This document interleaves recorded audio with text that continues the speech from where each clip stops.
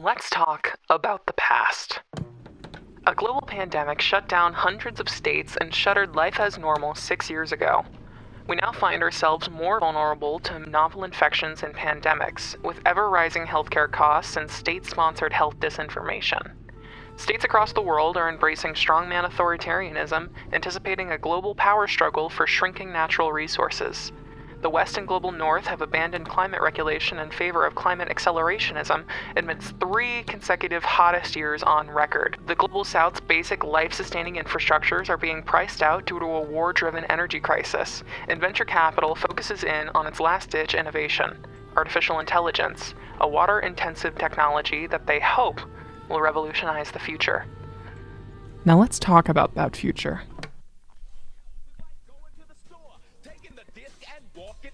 It's called thieving, stealing, taking what's not yours. Is that really where you want your life to go?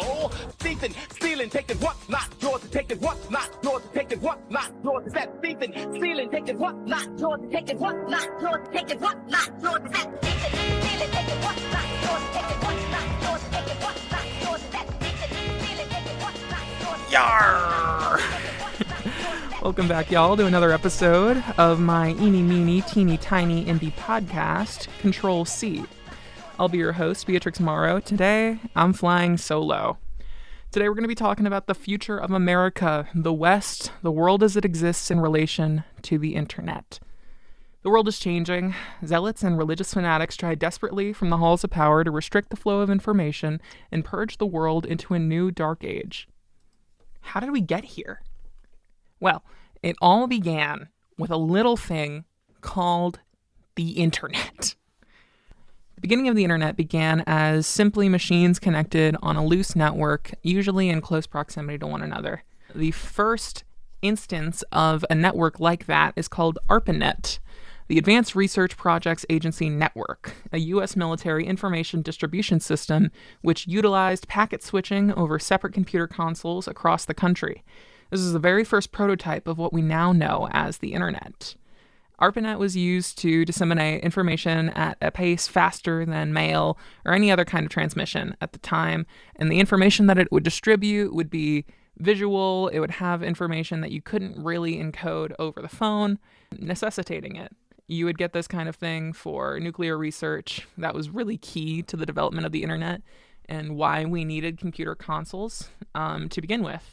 These kinds of systems of interconnected computers would usually be reserved for academic institutions and state institutions. For example, J.C.R. Licklider of MIT in August of 1962 was discussing his galactic network concept. He envisioned a globally interconnected set of computers through which everyone could quickly access data and programs from any site, which sounds kind of familiar if you are listening to this at all right now. It's really interesting to think that around 50 or so years ago, people were envisioning what is crucial infrastructure to the way that the world works now and encoding it in like Star Trek types of vocabulary. It's funny. But yeah, at this point, the internet was just disparate, disconnected computer systems, usually reserved for prestigious academic institutions or states, like the US and the UK. Tim Berners-Lee, a British scientist, invented the words the World Wide Web in 1989 while working at CERN. The web was originally conceived and developed to meet the demand for automated information sharing between scientists and universities and institutes around the world. Tim Berners-Lee, I could go into his entire biography on a separate podcast. He is a founding member of the internet. I mean, he named the damn thing. He was also a hacker. The way in which he conceived of systems is crucial, and his name isn't known a lot. I mean, you have people like fucking Al Gore trying to claim the progenesis of the internet. To begin with the World Wide Web, early in 1993, the National Center for Supercomputing Applications, NCSA, at the University of Illinois released a first version of its Mosaic browser. This software ran in the X-Window system environment, popular in the research community, and offered friendly window-based interaction. That is some of the first instances of how we conceive of the internet now. I mean, before that, you would have like console command prompts. I'm sure that you see sometimes whenever you boot up an old computer, that'll pop up, and that's just like setting up the main infrastructure of your computer. It scared the hell out of me when I was little. I would see the command prompt come up, and I was like, I'm being hacked. I got hacked. I'm done. I'm done, guys. I used to have a fear of malware. So I tried my hardest to not download anything ever. Because I was convinced that like simply taking part in the internet, taking an image file off of Google Images might have malware in it. And if I have malware, then that means that I might contract malware and spread it to my mom's computer. And then we'd lose our money, and then we'd lose. Now, this next note is crazy to think about. On April 30th of 1993, April 30th passed not too long ago. I'm recording this on May 4th. CERN made the source code of the World Wide Web available on a royalty-free basis, making it free software. You don't really think of the World Wide Web as software at all anymore. But by late 1993, there were over 500 known web servers, and the www accounted for 1% of internet traffic, which seemed like a lot in those days. 1994, then, was named the Year of the Web. This little biography that I'm reading from, by the way, is published by CERN on a website called The Brief History of the Internet. Just thought I'd let you know I'm going to be referencing a lot of internet sources today, just so you know that was not my words. I wish there were, but I'm not that smart. They don't want me at CERN. And through the 90s, we would see the internet take off. I mean, I'm sure that you know. People like me were born in the 2000s, so after the great dot-com bubble, which was the mid-1990s, they saw this worldwide unprecedented growth in the information technology and telecommunications sectors. The cost of sending and storing information declined sharply. The massive adoption of personal computers and the spread of the World Wide Web revolutionized industry, trade, finance, and services. Ambitious entrepreneurs put together plans to launch online businesses, and venture capitalists were eager to finance them, hired by their potential profitability. The dot-com bubble concluded with the longest period of economic expansion in the United States after World War II. Inflation and unemployment were declining, and economic growth and productivity increased substantially. From October 1998 onwards, markets cheered the seemingly endless IPOs of the dot-com firms without paying much attention to the viability of their business models. A financial bubble was inflating. In spite of their huge market capitalizations, most of these internet startups would never generate any revenue or profit. That's an excerpt from Goldman Sachs talking about the dot-com bubble. But out of this, business went online. I mean, you know about Amazon, right? Apple. The economic growth that we saw from this, the investment, the massive investment. Like I said, World War II, the post-war boom, was rivaled by the dot-com bubble. That's how we get our current tech oligarchs like, Steve Jobs is dead, but Apple, Google, Amazon, dude, Palantir, all of these people are riding off the coattails of the dot-com bubble. And it leads us to where we are now with the artificial intelligence bubble that we're seeing right now. But we'll get into that later. Right now, we need to ask ourselves the question, how the fuck can you make money off the internet? Well, making money in any way, internet or not, involves property. Property is something a person or an entity owns. The ownership of a thing is the right of one or more persons to possess and use it to the exclusion of others. That's according to the Law Dictionary, citing the Civil Code of California, circa 2026. It is foundational to how we understand profit and how we understand taking profit from property. The expansion of property, private property, are essential to our capitalist system. And key to the internet and key to branding on the internet, key to distributing information on the internet at a price is intellectual property. Intellectual property is defined as non-physical property, which stems from, is identified as, and whose value is based upon some idea or ideas. That's referencing Hughes from 1988, which I'm also referencing Crash Course's intellectual property video. Huge shout out to Crash Course. Couldn't do it without you, y'all.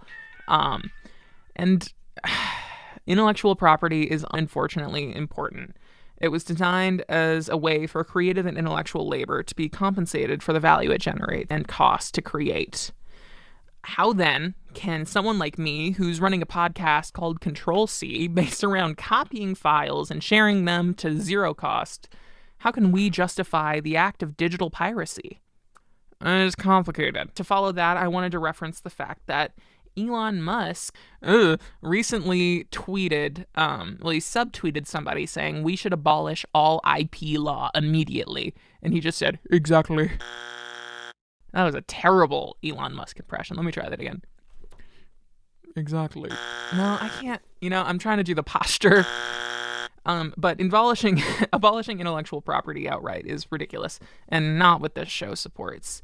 This show supports restructuring our system to better accommodate natural consumer behaviors in the internet age. Take this excerpt from the book Promises to Keep by William W. Fisher III, circa 2004. In brief, here's how such a system would work. The owner of the copyright in an audio or video recording who wished to be compensated when it was used by others would register it with the Copyright Office and would receive, in return, a unique file name or signature, and then would be used to track its distribution, consumption, and modification. The government would raise money necessary to compensate copyright owners through a tax, most likely a tax on devices and services the consumers use to gain access to digital entertainment. Using techniques powered by television rating services and performing rights organizations, a government agency would estimate the frequency with which each song and film was listened to or watched. The tax revenues would then be distributed to copyright owners in proportion to the rates which the registered works are being consumed. Once this alternative regime were in place, copyright law would be reformed to eliminate most of the current prohibitions on the unauthorized reproduction and use of public recorded music or films. Now, that's an idealistic and outdated idea, I know. However, it's not a terrible idea. I mean, just consider the idea that producers don't have to be on the hook for just sales. I mean, imagine if Netflix had a tally of all the times that a video was watched on a family plan or otherwise. It could keep track of its views, which, shocker, it does. It could report that to the government and have the government allocate money from taxes that are used to support the arts because they are an economic drive in our economy.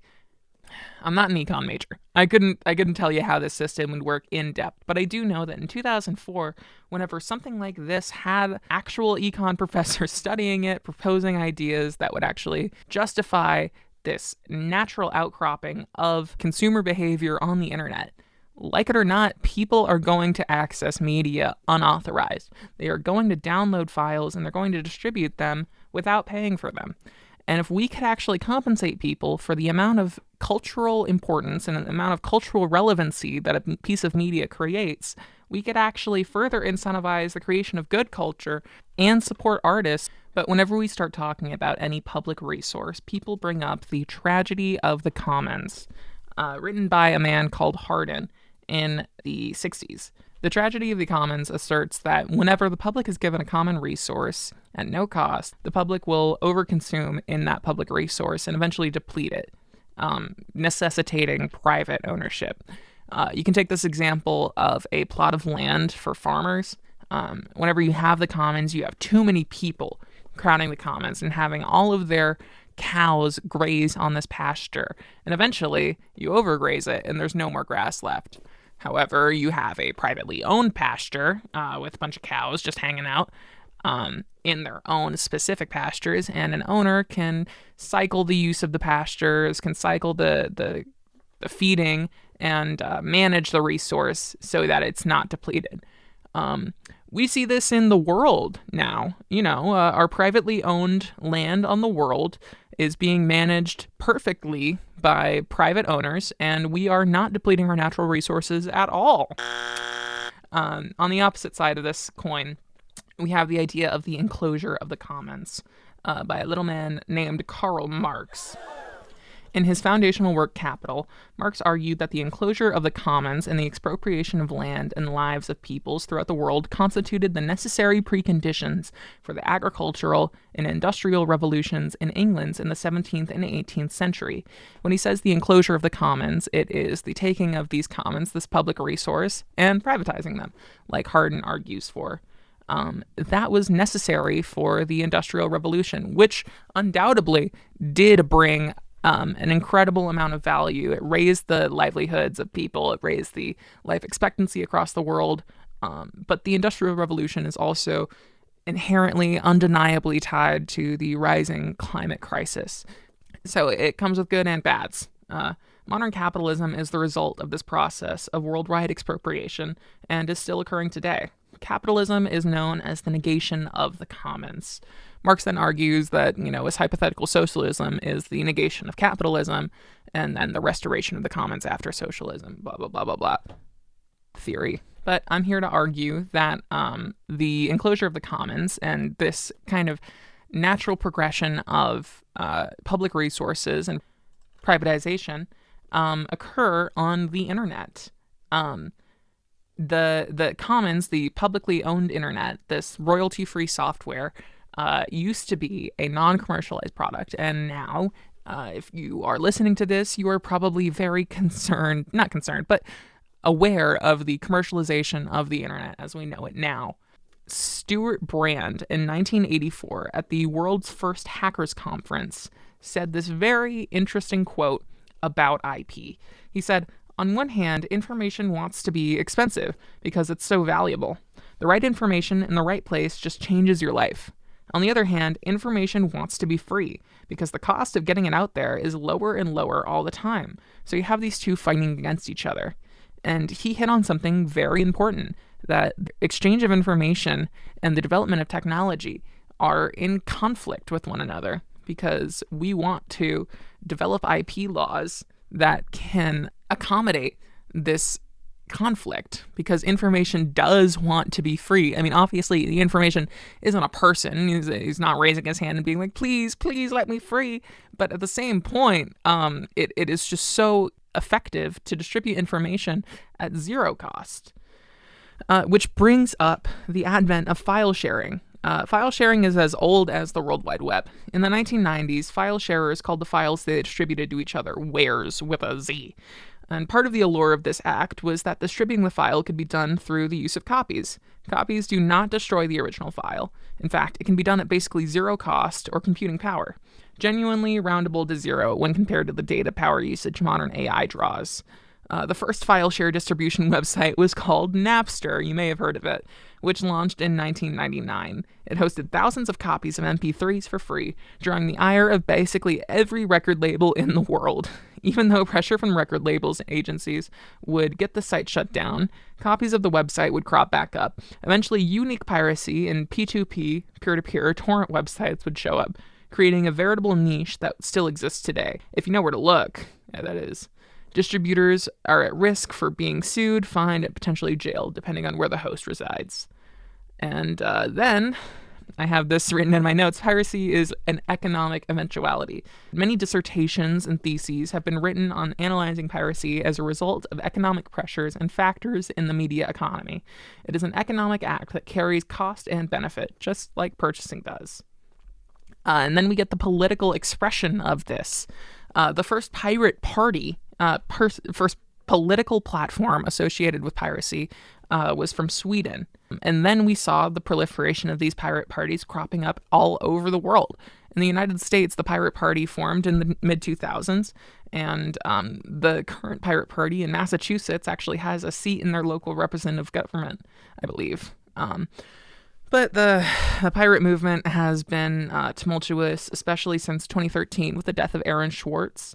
There was the Stop Online Piracy Act right before his death, which kind of was the height of the movement, where thousands rallied in D.C. against this bill that would basically persecute anybody convicted of downloading an illegal file, which kind of implies that they can track the distribution of these files and keep track of who's viewing them when, which ties back into the idea that you could just make this taxable, but whatever.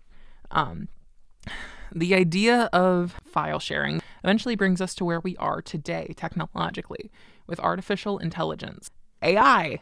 Yep, it's the buzzword, and I am here to talk about the fact that AI gets its data from the intellectual and data commons of the internet. We're seeing AI engage in what it calls data scraping. AI scraping, according to IBM, is the process of using artificial intelligence to automate the extraction of data from websites with the goal of gathering and processing it more efficiently and intelligently than manual methods. This process is known simply as web scraping or data extraction. Data, mostly unstructured, is gathered from public online data sets like Wikipedia or the Common Crawl, customer data, industry-specific archives, file shares, object stores, and more. That's from another website called Vast Data. And you see AI companies, there's a recent story where an AI company was sued for scraping data from Reddit. I think OpenAI and ChatGPT have admitted the fact that it scrapes social media websites, especially forums like Reddit, for public response and reaction to speak more normally. Really anything on the surface web is subject to AI data scraping. And now we're seeing updated terms of service in Google products and any surface web data program, suggesting that in order to use their service, you have to agree that your data might be used by an AI data scraper, which, depending on who you ask, might present some ethical problems. It certainly has for IP. A lot of IP owners are very, very concerned with AI, and that is the artificial elephant in the room from earlier, why Elon Musk was so eager to suggest that we delete all IP law. It's not because he's a based pirate. It's because he doesn't want to deal with the legal headache of taking everyone's data and using it to feed his digital son Grok, who he pays more attention to than the 9 or so kids that he already has anyways. But we're also seeing AIs come up against some more intellectual property issues. Elon Musk's Grok is famous. It was in the news last year, at the end of last year, for creating AI deepfakes. I don't know if you know, but people inherently have an intellectual property ownership of their own likeness. And whenever AI comes across images and is instructed to alter them or change them, often to the dismay of the person whose likeness is being portrayed, this whole news story came about because adult models, OnlyFans models, online did this publicity stunt where they said, "Grok, take off one layer of clothing," and it did. And then the user base obviously was like, "Oh, okay, well I can just do this with anybody." And it's a terrible, terrible issue right now that nobody knows how to regulate because Elon Musk's not really willing to do that. I mean, he's putting in certain safeguards against that kind of behavior, but at the same point, people know how to get around it. There's a publicly accessible log of the questions that people ask Grok, and you're seeing this a lot of people just abusing the fact that there are images of women or just anyone on the internet and being disgusting with it. But we also see this phenomenon cropping up in political instances as well. As you probably know, the White House has been using AI deepfakes of state enemies like Putin and the Shah of Iran and humiliating them, showing them doing things that they wouldn't otherwise do, simply to create political propaganda. And it goes the other way around too. People make AI deepfakes of Trump. But all of this is in a legal gray zone because there's no laws really or policies regulating the use of AI as a tool to violate people's intellectual property over their own likeness. So why does AI get the pass whenever people file sharing Smallville from 2006? Why do they get the ban hammer? AI in tandem with copyright. AI is a slot machine. Using scraped data from the public and private repositories, the public is disadvantaged with potential for information manipulation through an intermediary that is prone to censorship, misinterpretation, lack of citation, and political and private manipulation. And AI and this data scraping, the usage of AI to create this intermediary between people and data is subject to, like I said, manipulation. We're seeing more and more sources being locked up and bought by these companies for their data usage. And we're seeing these things being locked away from the public. And now we're forced to use ChatGPT to Google or reference an academic article, which you have to pay $120 a year to access otherwise. So now, what can the public do to counter this state of affairs? The New York Times, not too long ago, I think just a couple of weeks ago, published the article, "The Rich Don't Play by the Rules, So Why Should I?" Nadja Spiegelman coined the idea of micro-looting. It describes the petty theft of goods from multi-million-dollar multinational corporations as an act of silent protest and resistance to anti-consumer and harmful behaviors these organizations commit. In a moralistic sense, she provided an equivalence that is encapsulated by the sentence, "The rich don't play by the rules, so why should I?" which I find hard to disagree with on a moral sense. I find myself asking the question, is this really wise? Is this what we want to be doing with our energy? I don't think it's a really hard sell to get people to agree with the fact that, like, yeah, Whole Foods doesn't care about you. So you could steal an orange or a loaf of bread from them, and who would care? I mean, they account for this loss anyways. Now, I'm not here to advocate for for theft or the petty theft, especially on this podcast, which doubles as an assignment, by the way. But can this act of micro-looting, as she puts it, result in changes that favor the consumer public, or does its imposition on companies inevitably hurt consumer bases? Fact sheet just came in. It doesn't really matter. So take with that what you will. But this idea is interesting, and if the public, or if an organized base of working people or people who are in opposition to multinational corporations who own the rights to products that you are forced to use, did this in tandem or created some kind of boycott or, God forbid, some sort of organized looting spree, it definitely could hurt these institutions.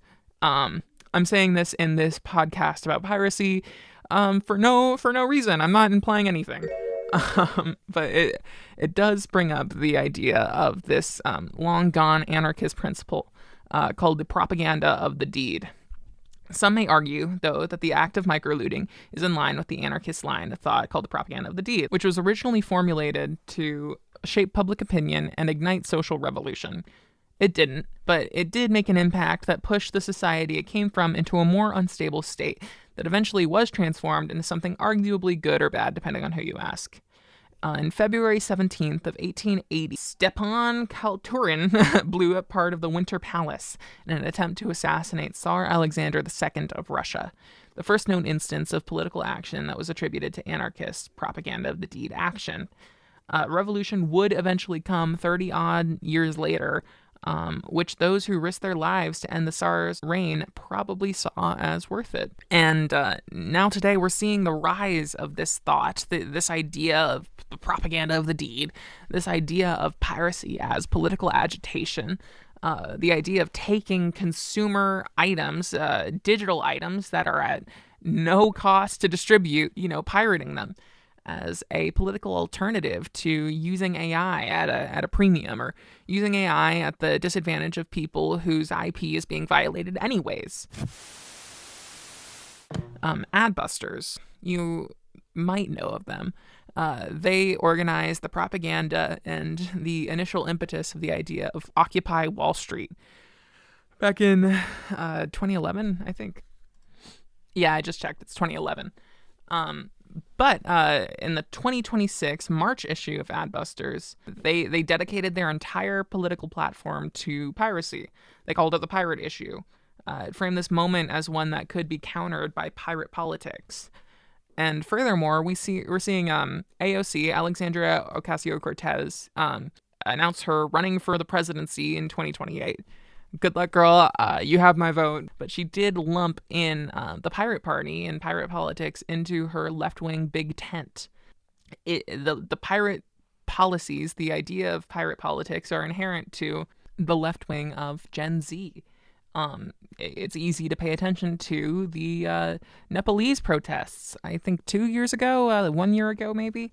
The youth, it was attributed to a Gen Z movement, hoisted this One Piece, which is an anime about pirates. They hosted this One Piece flag and charge the capital and depose the previous government, which they saw as corrupt, and put in an interim president who actually served the youth's interests. Doing some research into this party, it's actually more of a centrist-aligned party, but they're founded around the principle of being beholden to actual democratic principles, being beholden to the will of the youth as opposed to the aging population, which has different interests. What a concept, really. But we also see these new and adapted ideas of piracy brought into the modern age. You might have heard my other episode about Aaron Swartz, who died basically for this act which he was persecuted for, wherein he published hundreds of thousands, I believe, JSTOR scientific articles to the public. He platformed these scientific articles not because stealing is cool, but because he saw it as a moral obligation to the public to disseminate this information. The value that he saw in disseminating this information was not simply just a flight of fancy. It's because he believed that the ability to transform the world is within our grasp. Scientific knowledge, urban redevelopment, resource-sustaining infrastructure, political interdependence, democracy frameworks all exist online. All of these ideas, co-signed by academic institutions, state departments, exists on the internet, but are gated by patents and copyright restrictions. The democratization of medicine, even, is actually unfathomable in our current day, which is restricted and held by patent holders in big pharma. You're seeing these medicinal companies hold these patents to generic drugs, which they can synthesize in labs at a premium, held at a premium of thousands of dollars often, whenever the creation of these things can be done in any lab across the country, especially whenever we have the access to modern internet infrastructure, which can request resources from other parts of the globe at zero cost. Well, at some cost, but much less of a cost than exists today. Imagine a world where drugs are synthesized at rates determined by local need, at local premises, administered using technology that is engineered for people that need it. It's possible. There is a leveling effect of equal access. Open access and equal access makes it so that all parties have access to the same information. It is foundational to the court system, with the evidence that's provided being understood by all parties. Surprise evidence is not cool because it puts people at a disadvantage of not knowing what ideas are at play in a conversation. Democratizing information is playing offense, which is something that we don't see from the progressive left or any left in the world right now. We haven't played offense in 100 goddamn years. We haven't done anything that is criticizable because we are always playing defense for things that we didn't do. It introduces the idea that new problems are worth fighting for. The idea of new issues creating new problems is valid. There will be issues with implementing any kind of political change. But in so doing, that shifts the conversation into one that asserts that your point, your position, the action that has already been undertaken is worth defending. It is something that we are not doing as a unified bloc. Piracy, as we know it, can be used to foster internationalism, to counter the idea that we need to nationalize and close ourselves off from the rest of the world. The democratization of software and science is the globalism that fascists in power right now are scared of. Why not? Why not dive in? Why not foster this internationalism? It's our way out, I think. Democratizing our information, our access to infrastructure, our access to change is the only way out of a time that seeks to separate us from one another and make us stupider, reliant on technology that is founded and funded by the people who want you stupid. That's all the time we have for today, but I hope I can join you next week on my next episode about the catgirl hacker who leaked the TSA's no-fly list in 2023. It's been a pleasure, and as always, Yarr! Due to my strong personal conviction, I wish to stress that this podcast in no way influences the downloading of the podcast. Due to my strong personal conviction, I wish to stress that this podcast in no way. Due to my strong personal